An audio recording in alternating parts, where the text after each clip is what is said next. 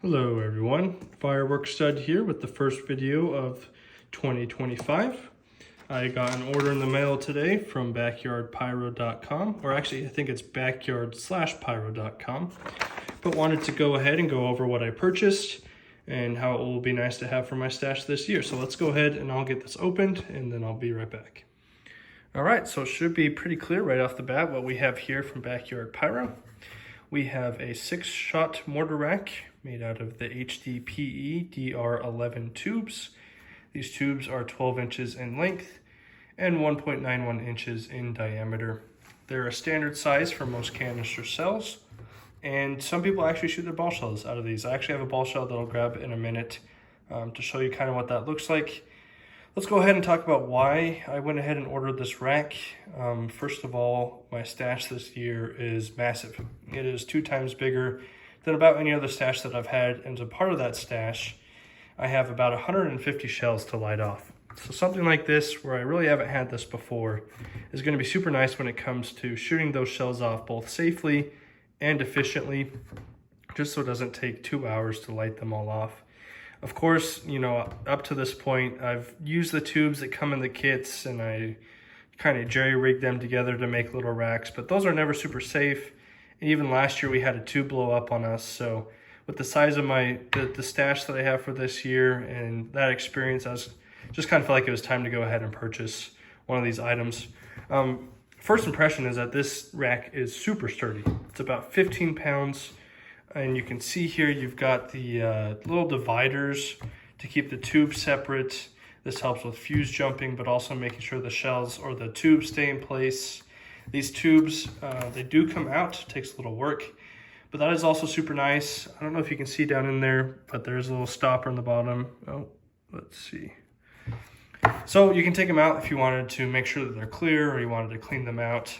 And these aren't obviously can be used for things outside of shells. You can stick Roman candles, which we have a ton of this year in here. You can go ahead and put rockets in here. This little piece that you see in the middle on the bottom is actually for the sides. And you can see it's a little bit loose. All you gotta do is unscrew it, and then you go ahead and I think you screw it in right in that circle on the side. And that makes it so when you're firing off these shells out of the rack, it's not going to tip forward or backwards, which is again another super nice feature.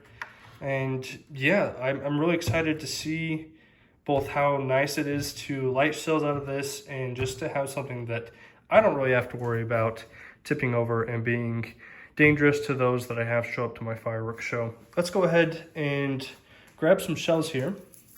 From the stash, I've got just a standard size canister shell. If you can guess which kit it is from, I would be very surprised. But it's a kit that I'm very excited for.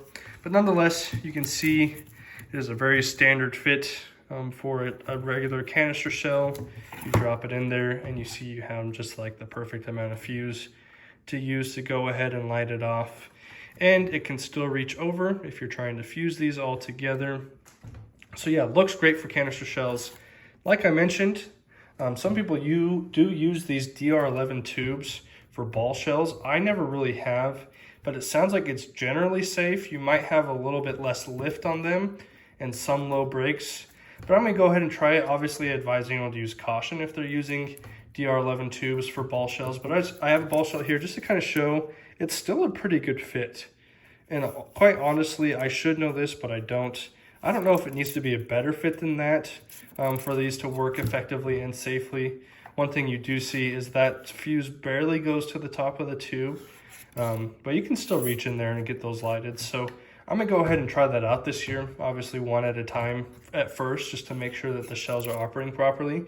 But if I can also use these for ball shells and canisters, that would be super, super awesome. I did get one other thing with this order, which I should show. Just a simple little item. I've got a 20-foot link of quick fuse. I don't see the brand on here, just the See Leak and Whip 20 foot, and you can see that it's the 0.3 to 1.25 seconds per foot. So yeah, I bought this just because it is super hard to find quick fuse from where I am, and when I do find it, it is often very overpriced. So with the 10% discount that you get on first time orders at Backyard Pyro, I don't even think I said the price, my bad. The price for this after discount was about $45, and the price for this fuse was around $10 to $12, which is pretty good for a little thing, a quick fuse. So together, obviously a purchase that's gonna add to the quality of show that I have this year. And yeah, super excited to show you guys everything that I have to light off this year. I'm gonna go ahead and make the last few purchases for my stash that I plan on before I put those videos together, but keep out an eye for those. And yeah, I hope that everyone's, you know, having good luck finding those prices on fireworks that aren't too crazy these days. And go ahead and, you know, like this video, comment if you've, go ahead and comment if you've used ball shells in these tubes before and had any success or challenges with that. I'm very curious to know. But yeah, go ahead. Thanks for watching. Have a great rest of your day.